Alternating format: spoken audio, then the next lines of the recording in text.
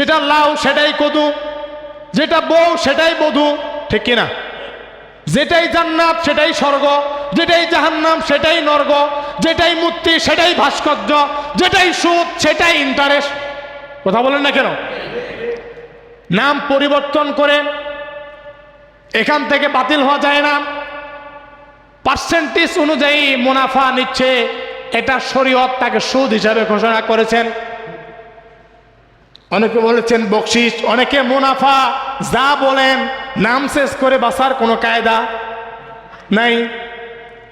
ভাঙ্গে নেন। একজন ব্যক্তি বিপদে পড়েছে, সে একজনের কাছে গেল, আমাকে 10,000 টাকা দাও, আমার চিকিৎসার প্রয়োজন। যিনি দিচ্ছে তিনি এবার সত্য জুড়িয়ে দিয়েছে যে 10,000 টাকা দিব, এই সূত্রে প্রতি 30 দিন পর পর 1,000 টাকা করে বাড়বে। উদাহরণস্বরূপ প্রতি 30 দিন পর পর 1,000 টাকা করে বাড়বে। 1 মাস গেলেই 11 হবে, 2 মাস গেলে 12 হবে, 3 মাস গেলে 13 হবে, এভাবে বাড়বেই। দিতে না পারলে কি লাভ হচ্ছে? ব্যবসা বসে বসে কি হচ্ছে? লাভ হচ্ছে। এটা হয়ে যাবে সুদ। বাধ্য করে দিন তারিখ নির্ধারণ করে পার্সেন্টেজ দিয়ে কতদিন হলো হিসাব করে যে মুনাফাটা নেওয়া হয়, এটা সুদে পরিণত হয়। আবার এমন যদি হয় যে আমি 10,000 টাকা আপনার কাছে নিয়েছি ধার করে, আপনিও আমাকে দিয়েছেন, আমি বলেছি যে আমার 1 মাস বা 15 দিন বা 20 দিন পর টাকা দেওয়া হবে, আমি আপনাকে দিয়ে দিব। দেখা গেল 10,000 নিয়েছি, দেওয়ার সময় আমি 200 বেশি দিচ্ছি। যিনি নিচ্ছেন তিনি 200 চান নাই, তিনি এখানে 1 টাকাও চান নাই। তিনি আর 10,000 দিলেও তিনি রাজি, 100 বেশি দিলেও রাজি। এখানে হতে পারে 15 দিন, হতে পারে 30 দিন, চলে গেছে 2 মাস।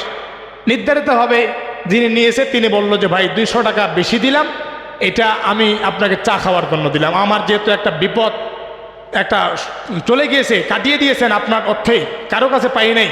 আর আপনার টাকা থাকলে তো কিছুটা আপনি ব্যয় করতে পারতেন, আমাকে যদি হেল্প করেছেন, আমিও দয়া করে আপনাকে 100 টাকা বাড়িয়ে দিলাম চা খাওয়ার জন্য। নবীজি বলেছেন এটা হলো সুন্নত, এটা নেওয়া যাবে। কিন্তু নির্ধারিত দিন তারিখ তৈরি করে মুনাফা পার্সেন্টেজ তুলিয়ে দিয়ে টাকা আদায় করে নেওয়া, এটা নবীজি কি বলেছেন? সুদ বলেছেন। আজ সমাজের প্রতিটা জায়গায় সুদে ভরপুর, উপায় নাই। সমাজে দেখা যায় মুয়াজ্জিনি করে, কিছু কিছু সমাজের আলেম মুয়াজ্জিনি করে মাত্র কয়েক টাকা বেতন পায়, সংসার চলে না।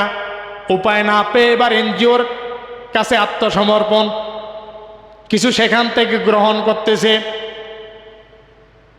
নিজে উপায় না পাওয়ার পরে বাধ্য হয়ে হারাম পথ সামনের দিকে আগাচ্ছে। উপায় না পেয়ে সে কি করতেছে? বাধ্য হয়ে হারাম পথে চলে যাচ্ছে, এনজিওর কাছে যাচ্ছে।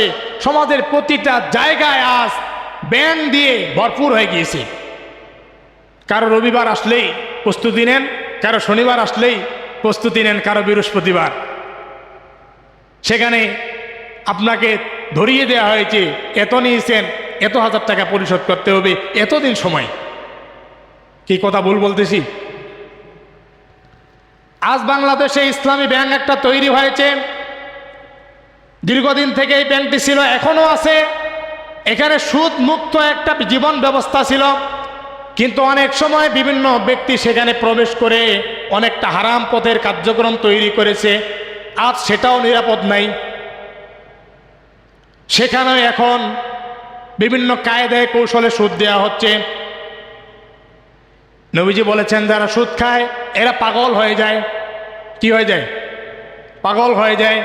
কোরআনুল কারীমের সূরাতুল বাকারার 275 নম্বর আয়াত আল্লাহ বলছেন, আল্লাযীনা ইয়াকুলুনার রিবা লা ইয়াকুমুনা ইল্লা কামা ইয়াকুমুল্লাযীনা ইয়াতাখাব্বাতুশ শাইতানু মিনাল মাসসি। আল্লাহ তাআলা বলেছেন যারা সুদ খায় এদেরকে শয়তান স্পর্শ করে পাগল বানিয়ে দেয়। এরা আর কোনো কিছু কন্ট্রোলে রাখতে পারে না, এরা পাগল হয়ে যায়। এরপরে তার কারণ তারা বলে যে আহাল্লাহুল বাইয়া ওয়া হাররামার রিবা। অনেকে বলে যে সুদ আর ব্যবসা একই, সুদ আর ব্যবসা একই। অনেকে বলে ব্যবসাও তো এখানে লাভ নিচ্ছে, সুদেও লাভ নিচ্ছে, তাই আর এখানে পার্থক্যটা কি? আল্লাহ একথা বলছেন, হালাল্লাহুল বাইয়া ওয়া হাররামার রিবা, সুদ স্পষ্টই হারাম, ব্যবসা হালাল। সকল নবীরা ব্যবসা করেছেন, দেহর পরিশ্রম করেছেন, অর্থ খরচ করেছেন, ব্যবসা করেই তারা জীবনযাপন করেছেন, কিন্তু সুদ দিয়ে কোনো নবী কাজ করেন নাই। এজন্য সুদটা হলো হারাম। যারা সুদ খাবে কিয়ামতের ময়দানে মুখগুলো তাদের পিছন পাশে করা হবে। মুখটা যখন পিছন পাশে দেয়া হবে, এই সুদারু ব্যক্তিদের তারা পিছন দিকে তাকাবে, সামনের দিকে দেখতে পাবে না। পা দিয়ে হাসরের দিন সামনে আসতে পারবে না, পিছন দিয়ে তাদের হেঁটে হেঁটে হাসরে হাজির হতে হবে। বলেন না আউযুবিল্লাহ।